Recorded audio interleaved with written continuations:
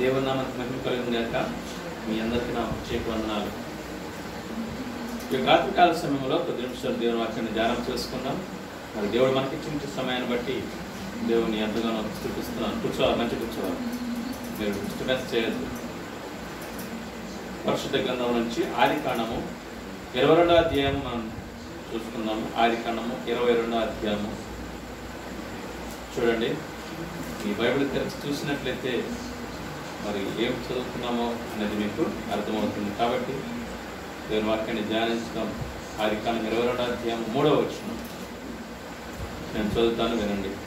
చూడండి, ఆదికాండం 22వ అధ్యాయం 3వ వచనం.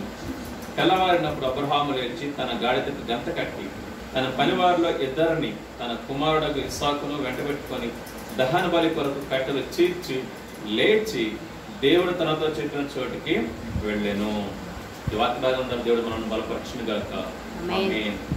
ఇక్కడ మనం చూసినట్లయితే అబ్రహాము తెల్లవారినప్పుడు లేచి మరి గాడి గంత కట్టి తన పనివారిలో ఇద్దరిని తీసుకొని తన కుమారుడున్న ఇస్సాకును తీసుకొని దేవుడు తనకి ఎక్కడైతే చెప్పాడో ఆ చోటికి బయలుదేరి వెళ్తూ ఉంటున్నాడు. దేవుడు చెప్పిన స్థలానికి వెళ్ళి మరి దేవుడు ఏమైతే చెప్పాడో అది చేయడానికి ఆయన సిద్ధపడి ఉంటున్నాడు. అబ్రహాం గారు, అబ్రహాం జీవితాన్ని మనం చూసినట్లయితే ఎన్నో పాఠాలు నేర్చుకోవచ్చు.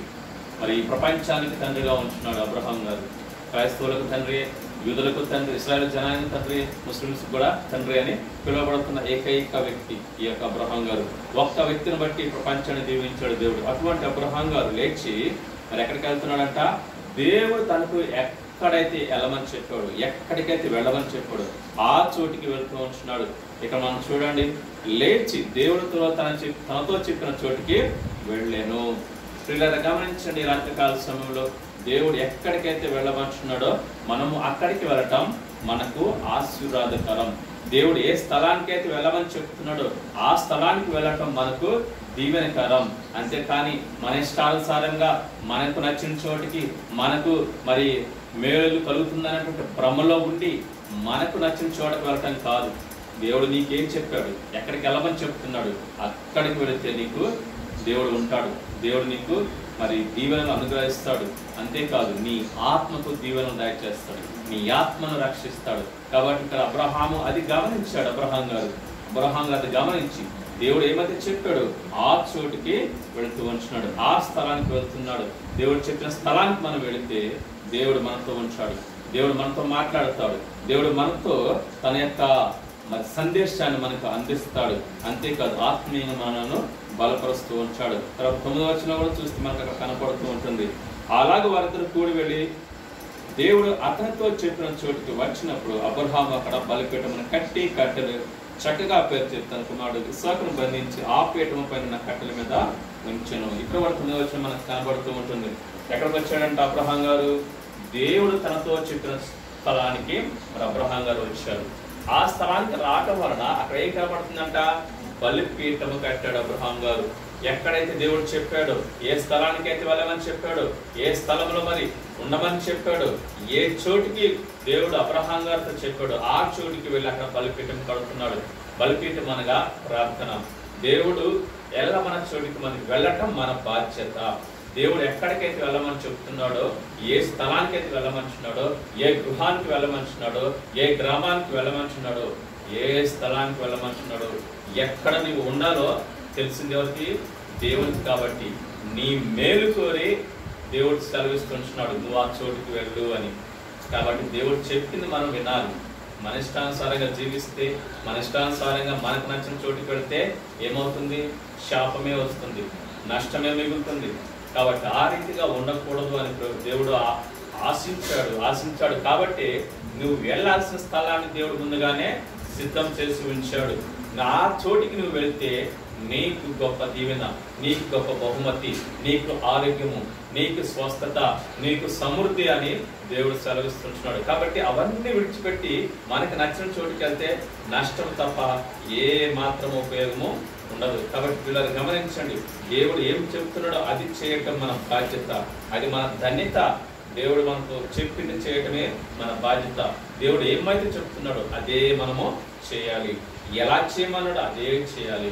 మోషే గారికి దేవుడు సెలవు ఇచ్చాడు, బలిపీఠాన్ని ఇలా కట్టాలి, మందిరాన్ని ఇలా కట్టాలి అని చెప్పినప్పుడు అదే కొలతతో మోషే గారు చేశారు. మరి అదే రీతిగా నోవాహుకు కూడా దేవుడు సెలవు ఇచ్చాడు, పలానా ఓడను కట్టు, ఇంత పొడవు ఉండాలి, ఇంత వెడల్పు ఉండాలి, ఇన్ని గదులు ఉండాలి, ఇన్ని అంతస్తులు ఉండాలని నోవాహుకు దేవుడు చెప్పాడు. మరి ఆ చెప్పినట్లుగానే నోవాహు చేశాడు. మనం కూడా మన జీవితంలో ఏం చేయాలా? దేవుడు ఎక్కడికి వెళ్ళమంటున్నాడో అక్కడికి వెళ్ళటం మనకు ఆశీర్వాదకరం, ఆత్మీయ ఆశీర్వాదకరం. తర్వాత ఇంకొక వచనం మనం చూసుకుందాం. అదే రీతిగా మనం చూసినట్లయితే అదే ఆదికాండము 35వ అధ్యాయంలో మనం చూస్తే అక్కడ కూడా అబ్రహాం గారు మరి ఆయన మనవడైనటువంటి యాకోబు గురించి మనకు అక్కడ కనబడుతూ ఉంటుంది. ఆదికాండము 35వ అధ్యాయము 7వ వచనం మనం చూసినట్లయితే యాకోబు మరి అక్కడ మనకు కనిపిస్తూ ఉంటున్నాడు. 7వ వచనంలో అతడు తన సహోదరుని ఎదుట నుండి పారిపోయినప్పుడు దేవుడు అక్కడ అతనికి ప్రత్యక్షమైన గనుక అక్కడ బలిపీఠమును కట్టి ఆ చోటికి ఏలు బేతెలను పేరు పెట్టిని. ఇక్కడ యాకోబు మనకు కనబడుతూ ఉంటున్నాడు.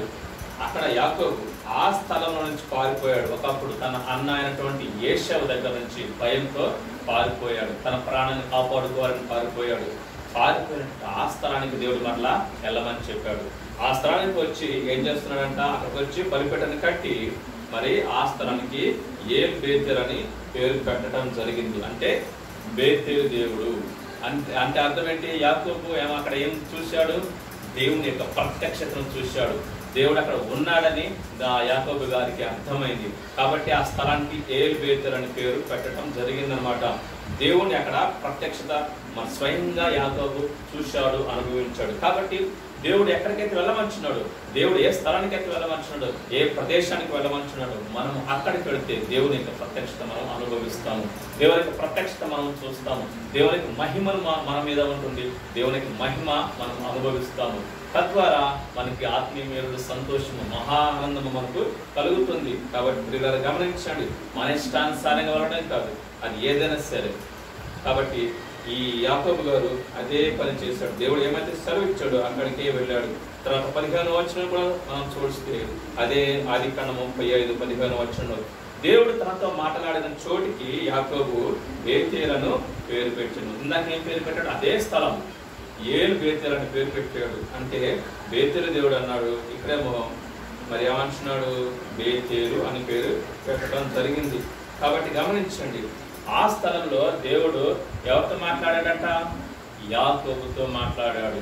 కాబట్టి దేవుడు చూపించిన స్థలానికి నువ్వు వెళ్తే, దేవుడు చెప్పిన చోటికి నువ్వు వెళ్తే దేవుడు నీతో మాట్లాడతాడు. దేవుడు స్వరాన్ని నువ్వు వింటావు, దేవుడికి నువ్వు మాట్లాడతావు. దేవుడు నీ ప్రశ్నకు, నీ అనుమానాలకు అన్నిటికీ దేవుడు జవాబిస్తాడు. అంతేకాదు, నువ్వు బాధలో ఉన్నావా, వేదనలో ఉన్నావా, కష్టాల్లో ఉన్నావా, నీ ప్రార్థన దేవుడు ఆలకించి నీకు సమాధానం ఇస్తాడు, వాటన్నిటి నుంచి నేను విడిపిస్తాడు.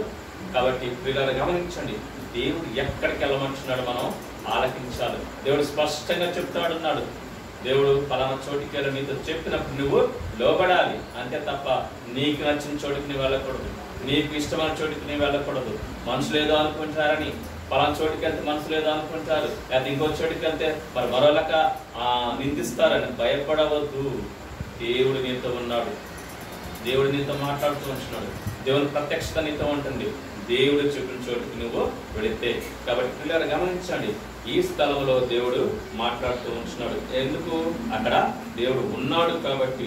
అదే రీతి మనం చూసుకున్నట్లయితే నిర్మాకాండ 32 త్వరగా నేను ముందుకు వెళ్తున్నాను, సమయం లేని కారణం, సమయం సరిపోని కారణాన. కాబట్టి గమనించండి, నిర్మాకాండ 32వ అధ్యాయము 34వ వచనం మనం చూసినట్లయితే అక్కడ కూడా మోషేతో సెలవిస్తున్నాడు దేవుడు. ఏమంటున్నాడు? నిర్మాకాండం 32:34 కాబట్టి నీవు వెళ్ళి నేను నీతో చెప్పిన చోటికి ప్రజలను నడిపించుము. ఇదిగో నా దూత నీకు ముందుగా వెళ్ళును, నేను వచ్చి దినమున వారి పాపమును వారి మీదకి రప్పించదనని మోషేతో చెప్పాను. ఇక్కడ దేవుడు స్పష్టంగా చెప్తున్నాడు మోషే గారికి. ఏమంటున్నాడు? నేను చెప్పే చోటికి నువ్వు ప్రజలను నడిపించు అంటున్నాడు. కాబట్టి దేవుడు చెప్పిన చోటికి మోషే ప్రజలను నడిపించాడు కాబట్టి వారికి ఏ కొరత లేకుండా సమృద్ధి దయచేశాడు దేవుడు. కాబట్టి మన జీవితంలో కూడా మనం ఎక్కడికి వెళ్ళమంటున్నాడో అది మనం అర్థం చేసుకోవాలి. ఎక్కడికి వెళ్ళమంటున్నాడో అక్కడికి మనం వెళ్ళినట్లయితే, దేవుని మాటకు లోబడినట్లయితే, ఇక్కడ ఏం చేస్తున్నట, నా దూత నీకు ముందుగా వెళ్ళును. కాబట్టి మనం వెళ్ళడానికంటే ముందుగా దేవుడు తన దూతను మనకంటే ముందుగా, తాను దేవుడైతే ఎక్కడికి వెళ్ళమని చెప్పాడు అక్కడికి తన దూతను మనకంటే ముందుగా పంపిస్తాడు. ఎందుకు? మన మార్గాన్ని సరళం చేయడం కోసం, పలుకు మార్గాన్ని సరి చేయడం కోసం, వంకర త్రోవలను సరి చేయడం కోసం, పల్లాలను పూడ్చడం కోసం, మరి ఎత్తుగా ఉన్న స్థలాలను చదును చేయడం కోసం తన దూతను మనకంటే ముందుగా పంపిస్తాడు. కాబట్టి మనం భయపడాల్సిన అవసరం లేదు. ఎందుకంటే దేవుడే స్వయంగా సెలవిచ్చినప్పుడు నీవు పలానా చోటికి వెళ్ళు, అది ఇల్లు అయినా, మరి బడైనా, లేకపోతే హాస్పిటల్ అయినా, లేకపోతే ఉద్యోగం ఆఫీస్ అయినా, మరి లేకపోతే చివరికి మందిరం అయినా సరే, దేవుడు ఎక్కడికి ఏ మందిరానికి వెళ్ళమంటున్నాడు అక్కడికే వెళ్ళాలి, ఏ ఇంటికి వెళ్ళమంటున్నాడు అక్కడికే వెళ్ళాలి. ఎందుకంటే దేవుడు మనము లోబడాలి. దేవుడు చెప్పింది చేస్తే మనకు దీవెన, దేవుడు చెప్పింది చేస్తే మనకు సమృద్ధి, దేవుడు చెప్పింది చేస్తే మనకు దేవుని కాపుదల ఉంటుంది. దేవుడు మనతో మాట్లాడతాడు, దేవుని ప్రత్యక్షత మనతో ఉంటుంది, దేవుడి యొక్క సన్నిధి మనతో ఉంటుంది. కాబట్టి పిల్లలు గమనించండి, మనము దేవుడు చెప్పినట్లుగా చేస్తే మనకు మరి దేవుని యొక్క సన్నిధి మనతో పాటు ఉంటుంది. అదే నిర్మాకాండం 33:14 వచనం చూస్తే ఏమంటున్నాడు ఆయన? ప్రభు ఏమంటున్నాడు? నా సన్నిధి నీకు తోడుగా వచ్చును. ఏంటంట? దేవుని సన్నిధి తోడుగా వస్తుంది. ఎందుకు? దేవుడు చెప్పిన స్థలానికి మనం వెళ్తున్నాం కాబట్టి, దేవుడు చెప్పిన చోటికి మనం వెళ్తున్నాం కాబట్టి దేవుని సన్నిధి మనతో ఉంటుంది. అంతేకాని మనకు నచ్చిన స్థలానికి, మనకు నచ్చిన చోటికి వెళితే దేవుని సన్నిధి ఉండదు, దేవుడు మాట్లాడడు, దేవుని ప్రత్యక్షత ఉండదు, దేవుని స్వరము వినలేవు, దేవుని యొక్క గ్రహింపు నీకు ఉండదు. అంతేకాదు, అవి ఉండకపోగా శాపాన్ని కొని తెచ్చుకుంటాడు. ఎందుకంటే ఆ స్థలంలో దేవుడు ఉండడు. దేవుడు ఉన్న చోటికి నువ్వు వెళితే సమస్తమును సమకూడి దేవుడే మేలు జరిగిస్తాడు, సమస్తమును సమృద్ధిగా నీకు అనుగ్రహిస్తాడు. కాబట్టి గమనించండి, దేవుడు ఏమైతే సెలవిస్తూ ఉంటున్నాడో ఆ స్థలానికి మనం వెళ్ళటం మనకు ఆశీర్వాదకరం. తర్వాత మనం చూసినట్లయితే కీర్తన 66:12 చూసినట్లయితే 66 కీర్తన 12 దేవుడు సెలవిస్తూ ఉంటున్నాడు. కాబట్టి పిల్లలు గమనించండి, మన జీవితాన్ని మన దేవుని చేతుల్లో పెట్టాలి. మన జీవితాన్ని దేవునికి అప్పగించినట్లయితే దేవుడు ఆయనే నడిపిస్తాడు. ఎక్కడికి వెళ్ళాలో ఆయనే నడిపిస్తాడు, ఏ చోటికి వెళ్ళాలో ఆయన చెప్తాడు. ఆయన చెప్పినప్పుడు మనం వినాలి, ఆయన చెప్పినప్పుడు మనం లోబడాలి, ఆ రీతిగా మనము చేయాలి. చూసినట్లయితే మనం ఇక్కడ కీర్తన 66 కీర్తన 12 నరులు మా నెత్తి మీద ఎక్కునట్టు చేసేటివి, మేము నిప్పుల్లోనూ నీళ్లలోనూ పడుతుంది, అయినను నీవు సమృద్ధిగా చోటికి మమ్మను రప్పించి ఉన్నావు. పిల్లలు గమనించండి, ఇక్కడ ఏమంటున్నాడు భక్తుడు? మా నరులు మా నెత్తి మీద ఎక్కునట్లు చేశావు, మేము నిప్పుల్లోనూ నీళ్లలోనూ పడ్డాము, అయినా సరే నీవు మమ్మల్ని ఎక్కడ నడిపించావు? సమృద్ధిగా చోటుకి నడిపిస్తున్నావు. కాబట్టి గమనించండి, దేవుడు చెప్పే చోటుకి వెళ్తే మనకి ఏం దొరుకుతుంది? సమృద్ధి దొరుకుతుంది. కాబట్టి ఆ సమృద్ధిని వదులుకొని మనకు నచ్చిన చోటుకి వెళ్ళొద్దు, మనకు నచ్చిన మందిరానికి వెళ్ళటం కాదు, మనకు నచ్చిన హాస్పిటల్కి వెళ్ళటం కాదు, మనకు నచ్చిన స్కూల్కి వెళ్ళటం కాదు, మనకు నచ్చిన ఇంటికి వెళ్ళటం కాదు. దేవుడు ఎక్కడికైతే వెళ్ళమంటున్నాడో అక్కడికి వెళితే మనకు సమృద్ధి ఉంటుంది. అన్ని విషయాల్లో సమృద్ధి, శారీరక విషయాల్లో సమృద్ధి, శారీరక దీవెనలో సమృద్ధి, ఆత్మీయ దీవెనలో సమృద్ధి. అంత మాత్రమే కాదు, నువ్వు ఈ దేహాన్ని విడిచిన తర్వాత దేవునితో యుగాల పరలోక రాజ్యంలో ఉంటావు. అంతకు మించిన భాగ్యం ఇంకేముంటుంది మనకు? కాబట్టి గమనించండి, దేవుడు ఎక్కడికి వెళ్ళమంటున్నాడు అక్కడికి వెళ్ళటం నీకు మేలు. తర్వాత ఇంకొక చరణం మనం చూసుకున్నట్లయితే మరి దేవుడు మనకు సెలవిస్తూ వస్తున్నాడు, స్పష్టంగా మాట్లాడుతూ ఉంటున్నాడు. ఆ రీతిగా మనం చేయటం మన దీవెనకరం, మనకు ఆశీర్వాదకరం. కాబట్టి గమనించండి, దేవుడు ఎక్కడికి వెళ్ళమంటున్నాడు అక్కడికి వెళ్ళటం మనకు ధన్యత. 104 కీర్తన 8 అక్కడ కూడా ప్రభు స్పష్టంగా తెలియపరుస్తూ ఉంటున్నాడు. ఎన్నో విషయాలు మరి స్పష్టంగా మనతో మాట్లాడుతూ ఉంటున్నాడు దేవుడు. కాబట్టి దేవుడి మాటకు మనము లోబడాలి. దేవుడు ఎక్కడికి వెళ్ళమంటున్నాడు అక్కడికి వెళ్ళాలి. కీర్తన 104 కీర్తన 8 చూస్తే, నీవు వాటికి నియమించిన చోటికి పోవుటకై, నీవు వాటికి నియమించిన చోటికి అవి పోవడానికి త్వరపడుతున్నాయంట. ఏటివి చూస్తే నక్షత్రాలు, గ్రహాలు, సూర్యుడు, చంద్రుడు, భూమి, ఇవన్నీ కూడా దేవుడు వాటిని ఒక కక్షలో పెట్టాడు. అక్కడికి వెళ్ళడానికి అవి త్వరపడుతున్నారు. ప్రాణం లేని వస్తువులు, గ్రహాలు, వీటి ప్రాణం ఉందా అంటే ప్రాణం లేదు, కానీ అవే లోబడుతున్నాయి దేవునికి. ప్రాణం లేని ప్రకృతి లోబడుతున్న దేవునికి. సముద్రాన్ని మరి సరిహద్దులు నియమించాడు, నీవు ఇక్కడి నుంచి బయటికి రావద్దు అని. ఆ సరిహద్దు దాటి సముద్రం బయటికి రాదు. భూమి మరి గుండ్రంగా తిరుగుతూ ఉంటుంది, తన చుట్టూ తాను తిరుగుతూ సూర్యుని చుట్టూ కూడా తిరుగుతుంది. కొన్ని వేల సంవత్సరాలుగా అది ఈ ప్రకృతి అలాగే చేస్తుంది. ఎందుకు? దేవుడు వాటిని చెప్పాడు, పలానా స్థలంలో నువ్వు ఉండు, పలానా చోట నువ్వు ఉండని చెప్పాడు. మరి అవే వింటున్నాయి కదా ప్రాణం లేనివి. ప్రాణం ఉన్న మనం వినొద్దా దేవుని మాట? ప్రాణమన్న నీవు దేవుని మాట వినవా? దేవుడు నిన్ను ఎక్కడికి వెళ్ళమంటున్నాడు అక్కడికి వెళ్ళటం నీకు క్షేమం. దేవుడు నిన్ను ఎక్కడికి వెళ్ళమంటున్నాడు ఆ స్థలానికి వెళ్ళటం నీకు ధన్యత. దేవుడు ఏ మందిరానికి నిన్ను వెళ్ళమంటున్నాడో, ఏ మందిరానికి నిన్ను తీసుకెళ్తున్నాడో అక్కడికి వెళ్ళటం నీకు దీవెన. కాబట్టి పిల్లలు గమనించండి, మన ఇష్టానికి మనం చేయొద్దు, మన ఇష్టానుసారంగా మనము జీవించొద్దు. కాబట్టి అదే రీతిగా మరి ఇంకొక వచనం చూసినట్లయితే దేవుడు ఉన్న చోటికి మనము వెళ్ళటం మనకి ఆశీర్వాదకరం. మత్తయి సువార్త 2:9 వచనం కూడా మనం చూసినట్లయితే అక్కడ కూడా మనకు మంచి మాట మనకు దేవుడు మరి రాయించి పెట్టాడు, మనకు తెలియపరుస్తున్నాడు ఈ సమయంలో, రాత్రికాల సమయంలో. కాబట్టి గమనించండి, మత్తయి సువార్త 2:9 వచనం ప్రకారంగా మరి మనం చేయాలని దేవుడు ఇష్టపడుతున్నాడు. వారు రాజు మాట విని బయలుదేరిపోవచ్చుండగా ఇదిగో తూర్పు దేశమున వారు చూసిన నక్షత్రము ఆ శిశువు ఉండిన చోటికి మీదుగా వచ్చి నిలిచే వరకు వారికి ముందుగా నడిచాను. ఇక ఏం కనబడుతుంది? వారు ముగ్గురు జ్ఞానులు బయలుదేరి రాజు చెప్పిన స్థలానికి బయలుదేరారన్నమాట. అయితే నక్షత్రం వారికి దారి చూపించింది. వారు వచ్చి ఒక చోట ఆగారు. ఏదా చోటు? ఆ శిశువు ఉండిన చోటికి వారు నడిపించబడ్డారు. ఎలా? నక్షత్రం ద్వారా నడిపించబడ్డారు. దేవుడే వారిని ఆ చోటుకి తీసుకుని వెళ్ళాడు. వారు లోబడ్డారు. దేవుని ఎరగనుకుంటా తూర్పు దేశ జ్ఞానులు లోబడ్డారు. ఎక్కడికి? దేవుడు ఉన్న స్థలానికి వారిని నడిపించాడు. ఆ శిశువు అంటే ఎవరు? యేసుక్రీస్తు బాలుడుగా ఉన్నాడు ఆ గృహములో. ఆయన జన్మించినప్పుడు, ఈ లోకంలో బాలుడిగా జన్మించినప్పుడు ఆ శిశువును చూడటానికి జ్ఞానులు తూర్పు దేశం నుంచి అక్కడికి వస్తున్నప్పుడు దేవుడే వారికి ఆ చోటుకి వెళ్ళమని సెలవిచ్చాడు ఆ నక్షత్రం ద్వారా. కాబట్టి వారు లోబడి ఆ చోటుకి వచ్చారు. వారు గొప్ప దీవెన పొందుకున్నారు. సంతోషంతో తిరిగి వారి దేశాలకు వెళ్ళిపోయారు. శిశువు ఉండిన చోటుకి వచ్చారు. ఆ శిశువు ఎవరు? యేసుక్రీస్తు ప్రభువు. దేవుడు చూపించిన చోటుకి నువ్వు వెళితే, దేవుడు చూపించిన స్థలానికి నువ్వు వెళ్తే అక్కడ ఎవరుంటారు? దేవుడే ఉంటాడు. కాబట్టి అక్కడికి నిన్ను రమ్మని సెలవిస్తుంటున్నాడు. అక్కడికి నువ్వు వెళ్ళాలని దేవుడు చెబుతూ ఉంటున్నాడు. కాబట్టి దేవుడికి నువ్వు లోబడాలి. నీ ఇష్టానుసారంగా వెళ్ళొద్దు, నీ ఇష్టానుసారంగా శాపాలు కొని తెచ్చుకోవద్దు, నీ ఇష్టానుసారంగా మరి మనుషుల కోసం, మనుషుల మెప్పు కోసం నువ్వు అక్కడికి వెళితే నీ జీవితం పాడైపోతుంది. ఎందుకో తెలుసా? అపవాది కూడా భ్రమ కలిగిస్తాడు. ఇక్కడ దేవుడు ఉన్నాడని భ్రమ కలిగిస్తాడు, కానీ జరిగేది మొత్తం అది కాదు. వాక్యమే తెలిసిపోతుంది, వారి ప్రవర్తనే తెలిసిపోతుంది, వారి జీవితం ఎలా ఉంటుందో. కాబట్టి మనం ఆత్మీయ నేత్రాలు గ్రహించాలి.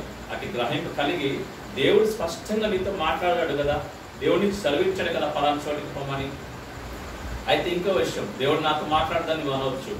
నువ్వు మాట్లాడకపోయినా నీ కుటుంబంలో ఒకరితో మాట్లాడినా చాలు, నీ కుటుంబం మొత్తానికి అది వర్తిస్తుంది. నీతో మాట్లాడిన అవసరం లేదు. నీ భర్తతో మాట్లాడవచ్చు, నీ భార్యతో మాట్లాడవచ్చు, నీ కొడుకుతో మాట్లాడవచ్చు, నీ కూతురుతో మాట్లాడవచ్చు, పలానా చోటుకు వెళ్ళు అని. అప్పుడు నువ్వు లోబడాలా, అది కుటుంబం మొత్తానికి వర్తిస్తుంది. కాబట్టి గమనించండి, యెహోషువ గారు అదే చేశాడు.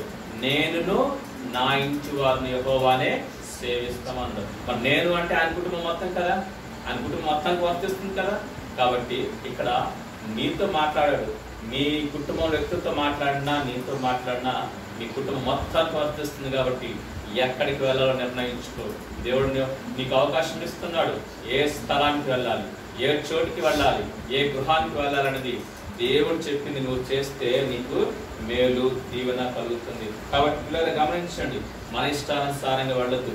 ఎందుకు వెళ్ళొద్దు అంటున్నాను అంటే, ఇంతకుముందు ఎన్నో సంవత్సరాలు అదే స్థలానికి వెళుతున్నాము. మరి ఏమన్నా మార్పు వచ్చిందా అంటే ఏమీ లేదు. ఏమన్నా స్వస్థత కలిగిందా అంటే అది నీకే తెలియాలి. తర్వాత ఏదన్నా మరి జీవం నీకు వచ్చిందా, మరి కొన్ని సమృద్ధి నీకు వచ్చిందా, దేవుని మాట విన్నావా, దేవుని ప్రత్యక్షత నీకు వచ్చిందా, మరి దేవుని సన్నిధి నీకు అనుభవించావా, ఇవన్నీ మనం గమనించాలి. అంతేకాదు మార్కు సువార్త 4వ వచనంలో కూడా మనకు ఒక మాట కనబడుతూ ఉంటుంది. ఏమిటి అంటే, అక్కడ కూడా దేవుడు ఉన్న స్థలానికి ఒక వ్యక్తిని తీసుకొని వస్తారు. దేవుడు ఉన్న స్థలానికి వారు వస్తున్నారు. ఆ స్థలానికి వెళ్ళమని చెప్పాడు. కాబట్టి వారు వచ్చి ఆ పక్షవాయువులని తీసుకుని రావటం వలన దేవుడు అతన్ని స్వస్థపరుస్తాడు. కాబట్టి ప్రభువు ఉన్న చోటికి నిన్ను రమ్మని చెప్పినప్పుడు నువ్వు లోపడాలి. ప్రభువు ఉన్న చోటికి నిన్ను వెళ్ళమని చెప్పినప్పుడు నువ్వు వెళ్ళాలి. అక్కడ నీకేం కలుగుతుందంట? స్వస్థత కలుగుతుంది, మార్పు వస్తుంది, నీ జీవితంలో మార్పు వస్తుంది, నీ కుటుంబంలో మార్పు వస్తుంది, సమాజానికి నువ్వు మేలుకరంగా ఉంటావు. ఎప్పుడు? దేవుని మాటకి లోబడినప్పుడు, దేవునికి విధేయత చూపినప్పుడు. దేవుడు స్పష్టంతో నీ బిడ్డల ద్వారా మాట్లాడుతున్నాడు, పలానా చోటుకు వెళ్ళు అని నువ్వు లోబడాలి, గ్రహించాలి. అంతే తప్ప నా ఇష్టాన్ని నెరవేరుస్తానని నువ్వు ఎంత మాత్రం కూడా అనవద్దు. ఎందుకంటే శాపానికి కొని తెచ్చుకుంటావు. ఎందుకంటే నీ ఇష్టమైన చోటు నువ్వు వెళ్తే దేవునికి దూరం అవుతావు. దూరమైనప్పుడు ఏమవుతుంది? శాపమే మిగులుతుంది. రాత్రి చూసుకున్నాం కదా, యోహాను సువార్త 16:3 నాకు వేరుగా ఉండి మీరేమీ చెయ్యలేరు. కాబట్టి దేవుడు చెప్పిన స్థలానికి వెళితే దేవుడితో నువ్వు ఉంటావు, దేవుడు నీతో ఉంచాడు. అంతేకాని దేవుడు లేని చోటికి, అంటే నీకు ఇష్టమైన చోటికి మనుషుల మెప్పు కోసం నువ్వు వెళితే అక్కడ దేవుడు ఉండడు, దేవుని ప్రత్యక్షత ఉండదు, దేవుని దీవెనలా ఉండవు, దేవుని యొక్క మహిమ నీకు రాదు, దేవుని సమృద్ధి, దేవుని స్వస్థత నీకు రాదు, నీ హృదయంలో మార్పు రాదు, నీ జీవితంలో మార్పు రాదు, నీ కుటుంబంలో మార్పు కూడా ఉండదు. ఎందుకంటే కొన్ని సంవత్సరాల తరబడి అక్కడ వెళ్తున్నావు. మరి నీకు తెలియాలి నీ మార్పు ఉందా లేదని నువ్వు గ్రహించాలి. కానీ అదే దేవుడు చెప్పిన స్థలానికి వెళ్తే అక్కడ దేవుడు వచ్చాడు.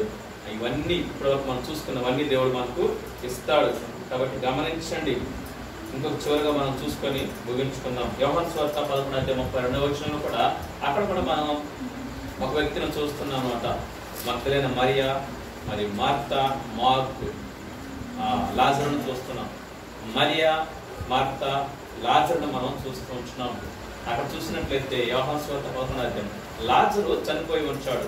చనిపోయినప్పుడు యేసుక్రీస్తు ఆ స్థలానికి వచ్చి మరి లాజరును లేపుతున్నాడు అనమాట. ఆ స్థలంలో జరుగుతున్నటువంటి ఆ యొక్క సంఘటన ఏంటంట? చదవండి.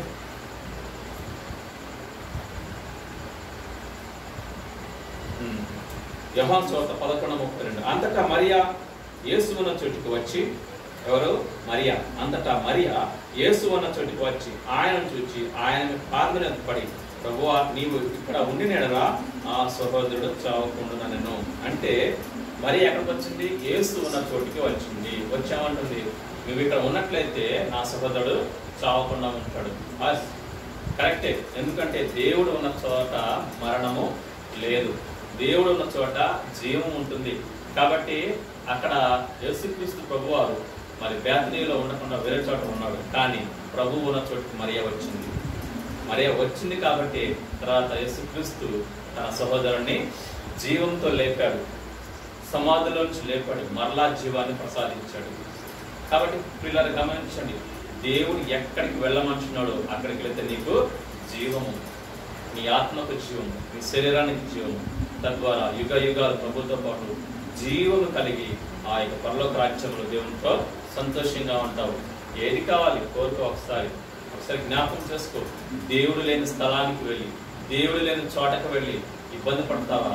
లేకపోతే నీ ప్రాణాన్ని, నీ ఆత్మను నరకంలోకి తీసుకుని వెళ్తావా? గమనించు. ఒకవేళ దేవుడు లేని చోటుకి వెళితే నీకు సంతోషమేమో, దేవుడు లేని చోటుకు వెళ్తే నీకు ఆనందమేమో, దేవుడు లేని చోటుకి వెళ్తే నీకు అన్ని కలిసి రావచ్చేమో. ఈ లోక సంబంధమైనటువంటి డబ్బు, ధనం ఇవి కలిసి రావచ్చేమో, కానీ ఇవి నిన్ను పరలోకానికి తీసుకువెళ్ళలేవు. అది దేవుడున్న స్థలానికి నువ్వు వెళితే దేవుడు నిన్ను బాగు చేస్తాడు, నీ ఆత్మను బాగు చేస్తాడు, నీ ఆత్మను పరలోకానికి తీసుకువెళ్తాడు. నరకంలో నుంచి నా మాట విని నా మాట ప్రకారంగా జీవిస్తే మరణంలో నుంచి జీవంలోకి నేను వాడిని దాటిస్తానని దేవుడు సెలవించాడు. కాబట్టి పిల్లలు గమనించండి, ఈ రాత్రికాల సమయంలో దేవుడు మనతో స్పష్టంగా సూటిగా మాట్లాడాడు కదా. మరి ఎక్కడికి వెళ్ళాలో దేవుడు ఇంతవరకు దేవుడు మనతో మాట్లాడాడు, మనకు సెలవిచ్చాడు. దేవుడు చెప్పిన స్థలానికి మనం వెళ్ళాలని, మరి దేవుడు ఉన్న స్థలానికి మనం వెళ్ళాలని దేవుడు మనతో మాట్లాడాడు. కాబట్టి ఆ స్థలానికి మనం వెళితే మనం గొప్ప దైవ దీవెనలు పొందుకుంటాం. అబ్రహాము వెళ్ళాడు, దేవుడు తనతో చెప్పిన స్థలానికి వెళ్ళాడు, అక్కడ బలిపీఠాన్ని కట్టాడు, ప్రార్థన చేశాడు, తద్వారా తన కుమారుణ్ణి దక్కించుకున్నాడు. ఈ లోకానికే తండ్రి అని పిలువబడ్డాడు.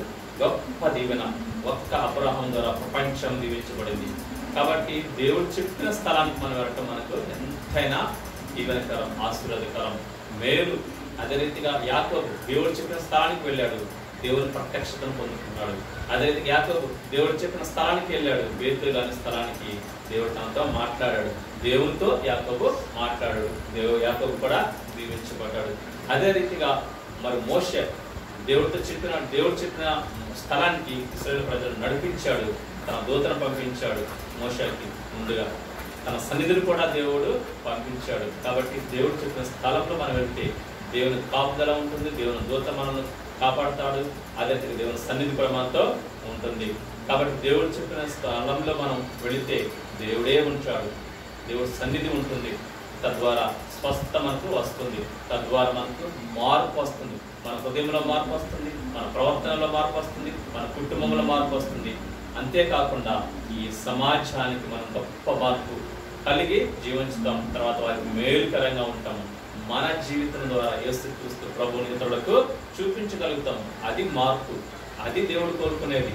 అంతే తప్ప మన ఇష్టానుసారంగా మనకు నచ్చిన స్థలానికి వెళ్ళి, మనకు నచ్చిన మా యొక్క మరి ప్లేస్కి వెళ్ళి మరి నరకానికి వెళ్ళే కంటే దేవుడు ఎక్కడికైతే వెళ్ళమని చెప్తున్నాడు అక్కడికి వెళ్ళటం వలన మనము పరలోక రాజ్యంలో యుగ యుగాల ప్రభుత్వం కూడా ఉంటాము.